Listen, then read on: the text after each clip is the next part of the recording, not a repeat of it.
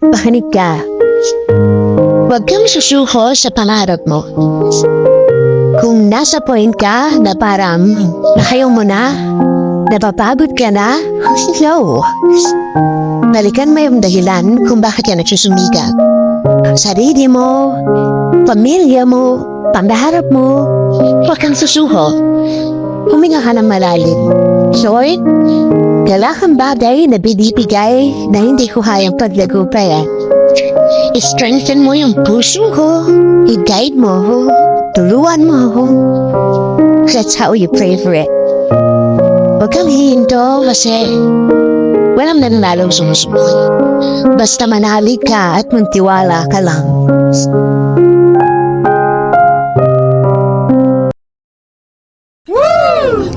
Ako lang ba?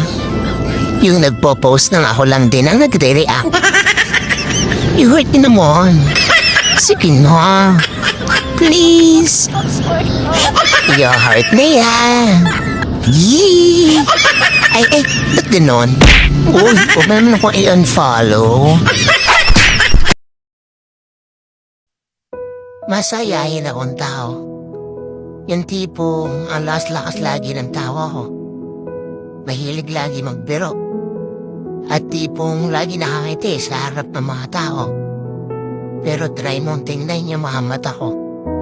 Makikita mo yung lungkot at sakit na nararamdaman ko.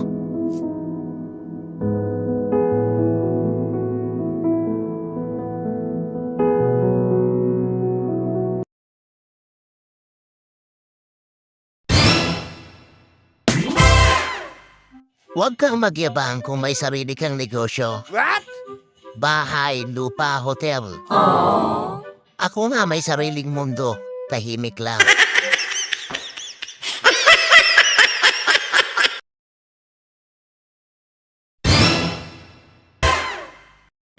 Ang pag-ibig, parang utot. What? Kahit anong gawin ay napakahirap itago. At pag ibinuga mo ang kim-kim ng damdamin, maamoy ng lahat kahit hindi ka man umamin.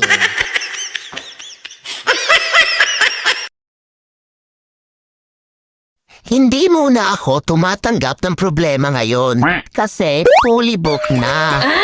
Diyan ka muna sa nagbabasa.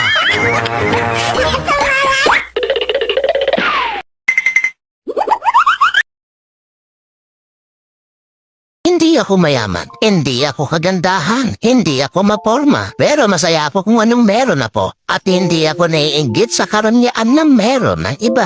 Kontento na ako sa buhay ko. Masaya ako kung anong ipagkakaloob sa akin ng Panginoon. Walang taong malinis, lahat ay nagkakamali at nadadapa.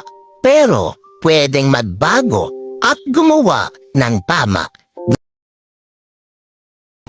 5 tips para wag magulo ang buhay mo. Number 1, huwag kang masyadong madaldal. Number 2, tigilan ng pagiging praning. Nagpapalala lang yan ng kahit na anong problema. Promise! Number 3, tigilan ng pag-iisip kung ano ang sasabihin ng ibang tao. Masyado ka ng matanda para sa mga drama-drama na ganyan.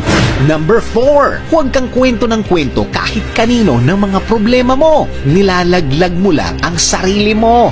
Number 5, ang kahapon na hindi kailanman parehas ng ngayon. Magkaibang magkaiba yan. Ibahin ang gawin para iba ang maging resulta.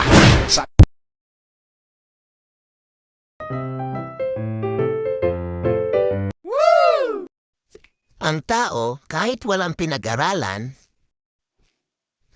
pero marunong makisama at rumispeto, ay daig pa ang matalino at edukado.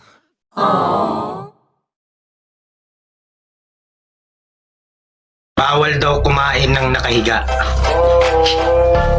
Eh yung iba nga, kumakain kahit nakadapa.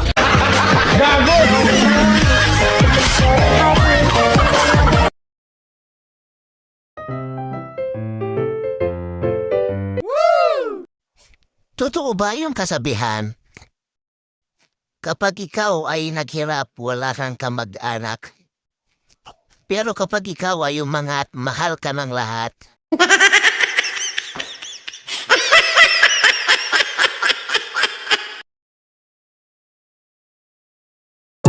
Di baling nahihirapan ka kakatrabaho. Ang mahalaga, marangal ang pinanggalingan na kinikita mo. Tandaan, sa bawat pawis, puyat, pagtitiis at sakripisyo, diyan mo ma-enjoy ang bawat pisong pinagpaguran mo.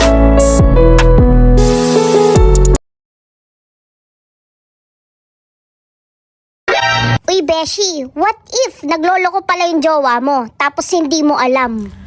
Hayaan mo na, ang importante, hindi ko alam.